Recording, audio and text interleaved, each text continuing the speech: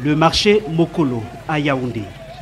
Des cocottes en aluminium fabriquées localement sont exposées dans des entrepôts, avec parfois quelques touches de fantaisie des fabricants ingénieux. Les clients ne manquent pas, les femmes en raffolent. Même les plus âgés gardent des cocottes en aluminium made in Cameroun, de bons souvenirs culinaires. J'aime les cocottes parce que ça ne se casse pas vite et ça cuit vite la nourriture. Et combien connaissent les secrets de fabrication de cet ustensile de cuisine tant prisé? Au lieu dit Mokolo au lobby à Yaoundé, de part et d'autre d'une allée répugnante, sur un site marécageux, sont implantés les ateliers de cocottes en aluminium, ateliers qui ne payent pas de mine. Depuis 7 ans, Gervais Romuald et son équipe travaillent ici 6 jours sur 7, excepté le dimanche. C'est sur le tas que Gervais s'est fait former.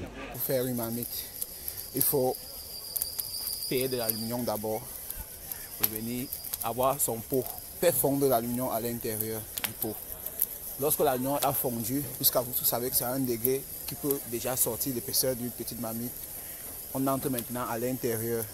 Et à l'intérieur, maintenant, il y a les moules, les marmites. On puise l'aluminium qui est chaud, on verse dans les moules. Et après quelques minutes, on décale, on sort la marmite. Des moules à cocottes à même le sol, mais aussi de la terre mélangée à de la poussière, utilisée pour donner la forme voulue aux couvercles et marmites en fabrication à l'aide de matériel quasi rudimentaire. La louche, la louche, le tuyau, une paire de chaussettes pour mettre la poudre et un tampon pour donner le décor au couvercle et la bague. Pour fabriquer une cocotte, le jeune homme doit utiliser toute sa force musculaire et le résultat est toujours satisfaisant. Une cocotte peut sortir du moule. La prochaine étape se déroule non loin de son atelier. Elle consiste aux finitions. Limer et lisser la cocotte. La tâche est manuelle, dangereuse, mais nourrit quand même son petit nom, au point d'occuper Steve, un jeune étudiant camerounais. Le limeur de jeu ici là pour limer une marmite ne prend pas assez de temps parce qu'il le fait à une machine.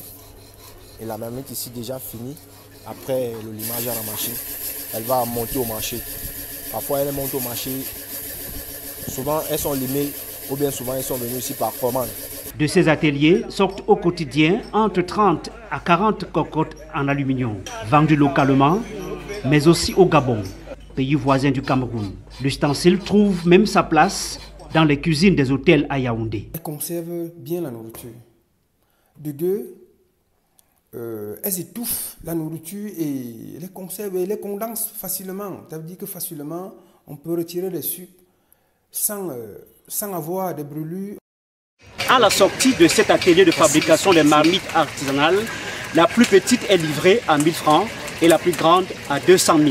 L'histoire raconte que ce sont les Maliens qui avaient implanté cette activité ici, que les Camerounais ont aujourd'hui repris de très belle manière. Yaoundé, Emmanuel Juntap, VOA Afrique.